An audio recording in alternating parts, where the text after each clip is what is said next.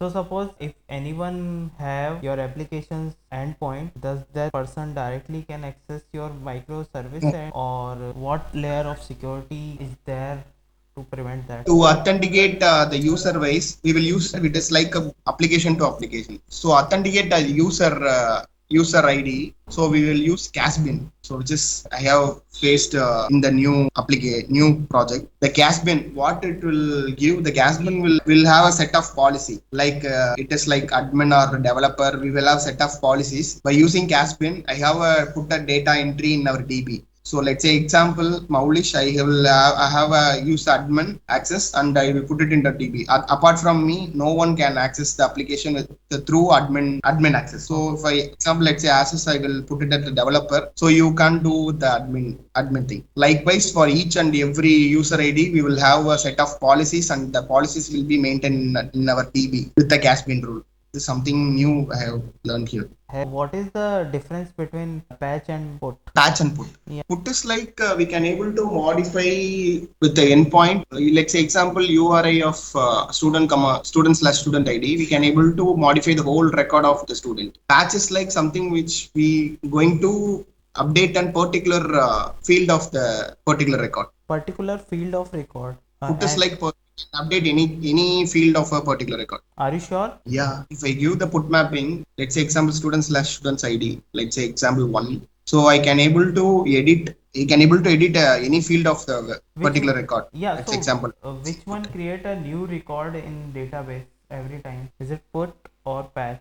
Which will create the new record of every time. Yeah. No, put will not create a new record every time. So patch. No, both will not create a new record. Okay, so if suppose two users are trying to update the same database parallelly, so how do you handle this situation in database entity in JPA?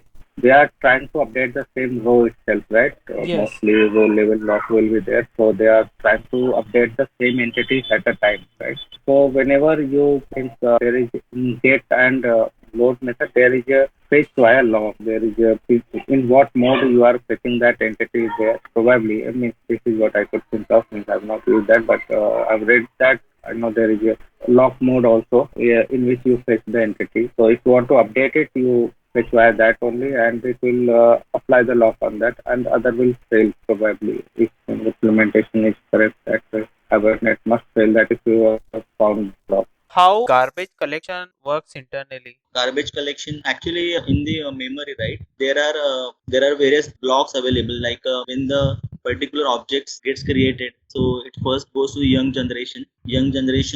Then after some specified time, once the young generation blocks get filled completely, then it moves to the old generation. So like that, and when the reference in particular object has no reference, so garbage collector will get invoked and it will release all those objects which don't have any reference to them. What is IOC? IOC is means the full form is inversion of control. So generally in the old age development, right, before the Spring comes into the actual IT world, so what we were doing the, for example, any dependency, right? Yeah. So we were actually creating the object of that dependency, and then we embed those dependency in our constructor either or using setter, right? So that was a task of the developer to provide the dependency, but with the help of Spring, right, that action now it is taken care by the framework only. So using the IOC, that's inversion of control, that control of making control of wiring all those dependencies or embedding those dependencies is now taken care by the Spring only. Can you convert a list of multiple lists into a linear list? Yeah, I understand your question. You have a list under another list. I think that is one inbuilt function. Yeah, so you have a list, and in that list, every element has a list of other lists. Forgot that inbuilt function in Java. Something called linking list. Call it as Linking list. list. Linked list. Something we call it as Linked list is different. I think. Flat map. Flat list or flat map. Yeah, flat map. We call it as flat. Yeah. Flat map. Yes, exactly. That will convert all your list into one combined list. These applications are microservices, RESTful web services using Spring Boot. by using URL of your service. Anyone can access that, right? Or is there any security mechanism you We are using auth token and JWT security. Auth token and JWT. Code 2.0. What is POJO? Do you know that? Yes, POJO classes is having in getters and setters. In that, actually, in web service, we use mostly POJO classes. If we want to get a data, if we want while deployment itself, the data will the variable value will be set using the setter classes. And whenever we want to use those values, we can get those using the getter methods by passing a parameter. So how do you make an object immutable in Java? Yeah, I'm created one object, so that object I need to make it as a immutable, correct? Yeah. Yeah, we have a method, default method. You don't need to do any extra logic. So like a unmodified list is there. Yeah, unmodifiable. We have a feature, right? So we can, by using that, we can do it. Can you name some of the immutable classes in Java? String is a immutable class only. And why? Why is string immutable? Actually, like I told, right, a few things are because the string memory is totally different. Like all the objects we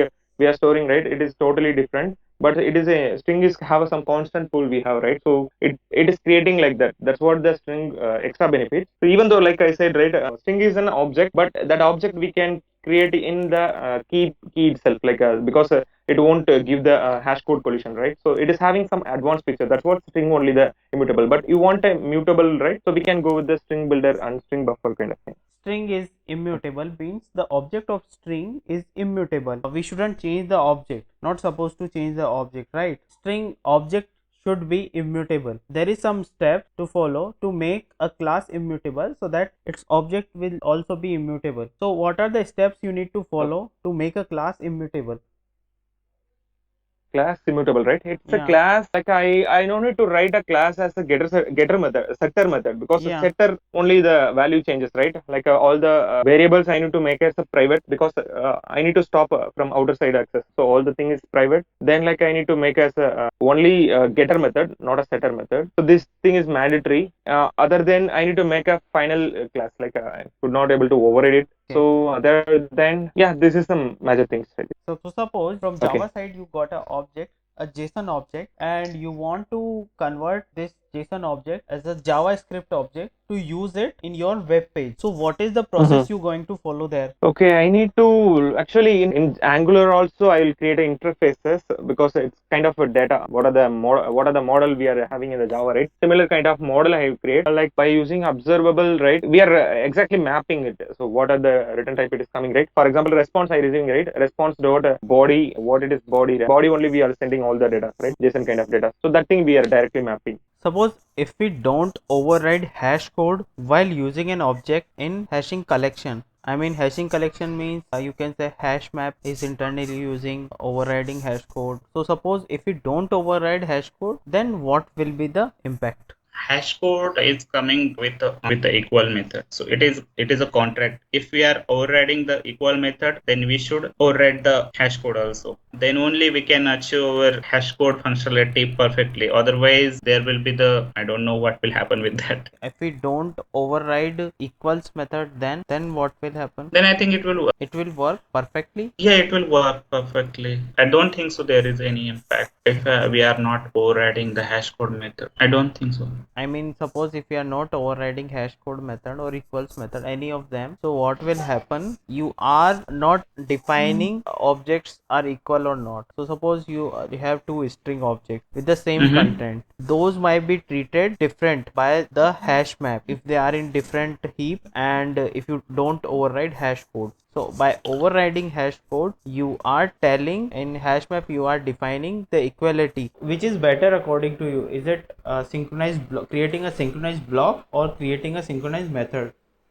Performance will be lower if you are adding that particular thing in the method level. Yes, correct. So it will put lock onto entire method. Entire method, so, yes. If you have written something else, I mean something else with some other piece of code in that method, that will be also get logged by a single thread. If you want to perform the synchronization onto some lines of the code, so you will go for synchronized block. So inside that block you will keep those lines only. That will be a much better way to do this, because it will put lock onto that lines only. What are the new features of Java 8 you have used? Lambda expression I have used, predicates I have used, stream I have used. So what do you understand by lambda? Lambda is nothing but the anonymous method, we can say. So there is no method signature required over there. Block of code we can execute over there with the help of predicate. We can do the achieve our stuff in the Lambda expression. So because of this, our boilerplate code is reduced, which we have to do in Java 7. And the main thing is we can do over here as a functional programming. Why I'm saying it because